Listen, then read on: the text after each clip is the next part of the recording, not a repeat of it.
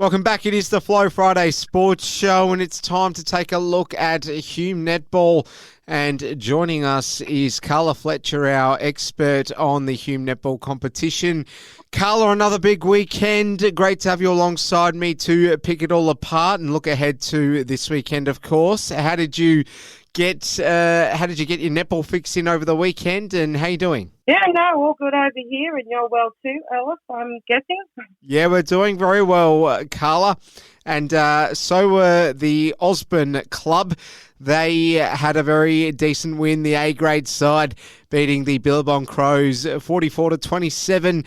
We expected it. It happened, and they still look like they're going to be pretty hard to chase this year, the Osborne girls. Yeah, look, but the Crows had a really good start. It was pretty equally contested in the first quarter, and the Crows girls were actually up by 2 goals at quarter time. But look, after that, Osborne just ran away with it in the second half.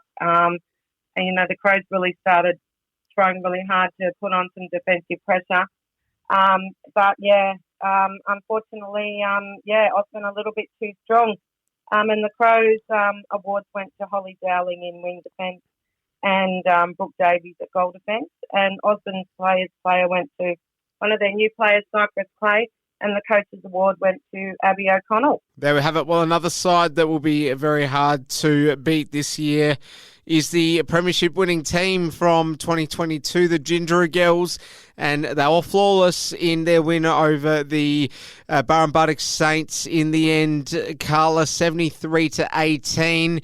Very light work was made of the Saints, and I would definitely go out and assume that Jindera never got out of first gear for this one. Yeah, look, and I don't. Maybe the Saints girls were not prepared for the physicality of Jindera's defence. But look, their mid-court players worked really hard for the Saints all game, with their best players going to Tia DeAngry and Brittany Williams. And look, Jindera are really focused, and they have a lot of versatility across their team, and they're adjusting well to lots of positional changes, and they're really finishing that last part of each quarter really quite strongly. And awards for Jindera went to Ellen Cook in defence and Chelsea Harper at wing defence.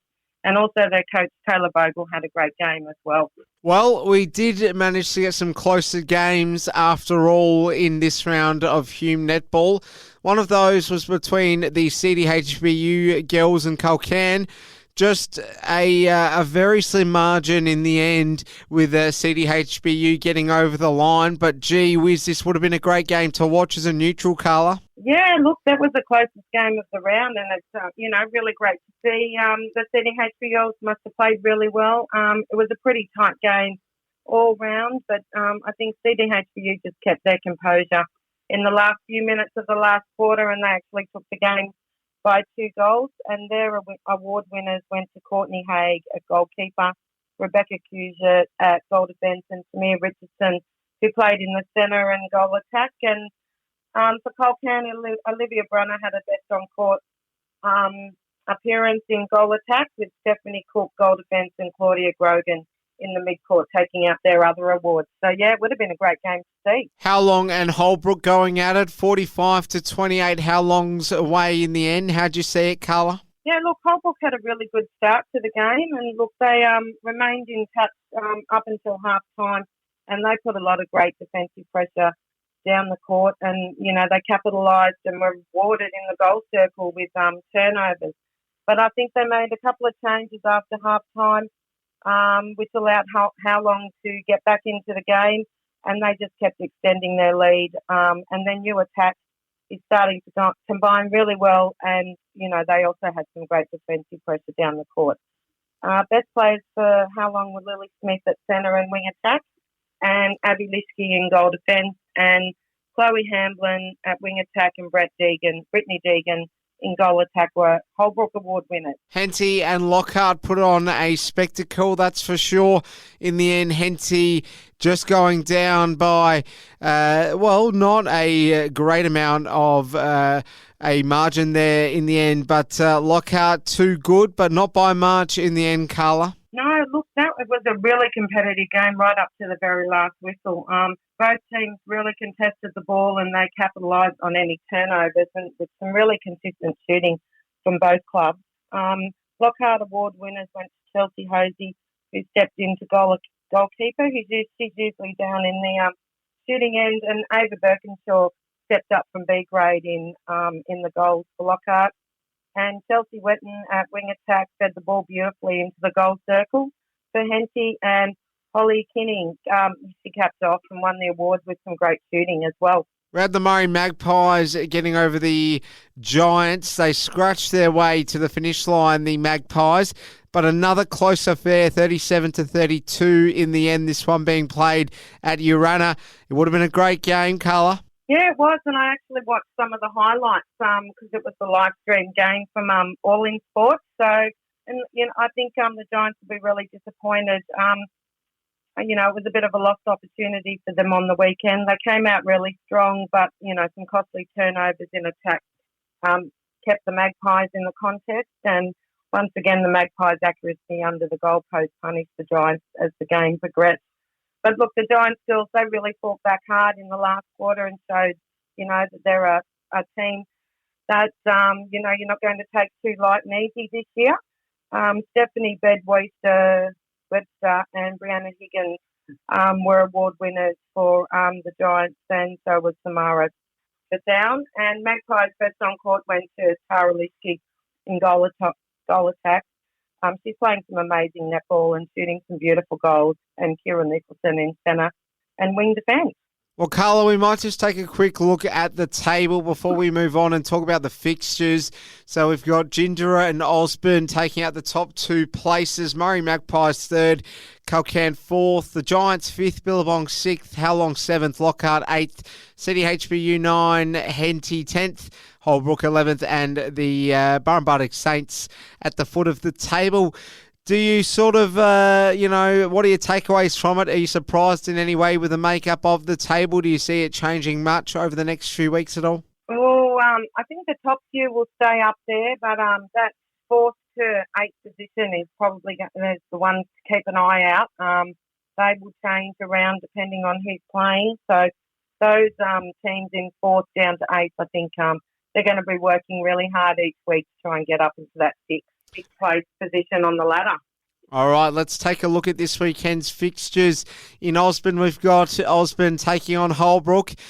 You'd be pretty brave to bet for the away side here, Carla. Yeah, no, I think Osborne will have quite a comfortable win over Holbrook, but, they're going to have to work really hard, and I think Holbrook won't let them have it too easily, especially in the first half. Jindera will have the tougher assignment out of the two heavy hitters in the league.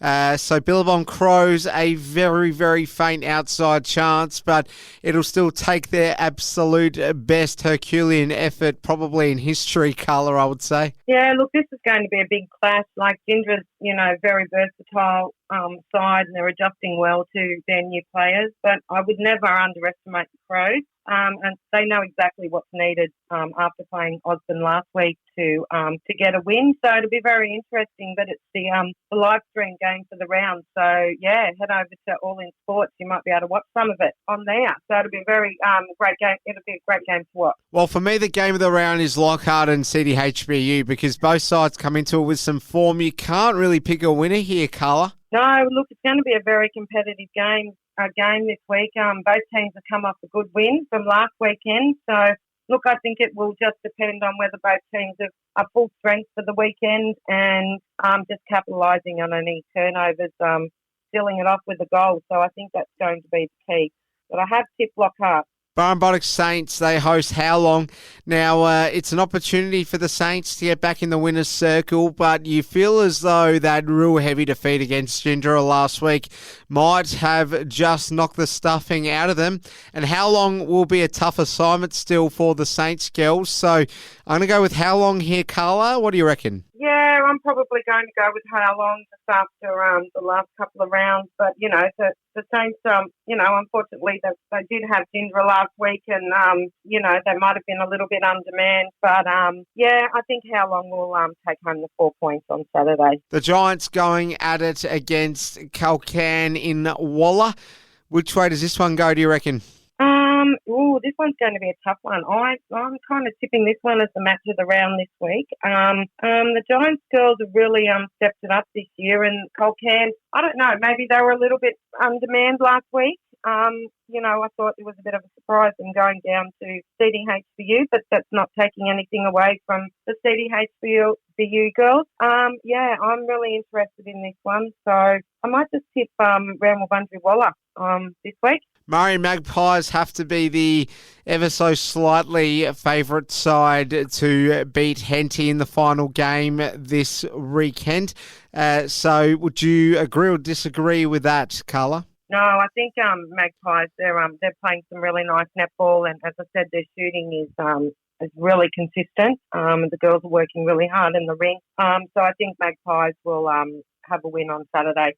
Carla Fletcher's our expert on all things Hume Netball. Great to have you join us again this week on the Friday Sports Show. Carla, enjoy all the netball this weekend. We'll speak to you next week. Thanks, Alice.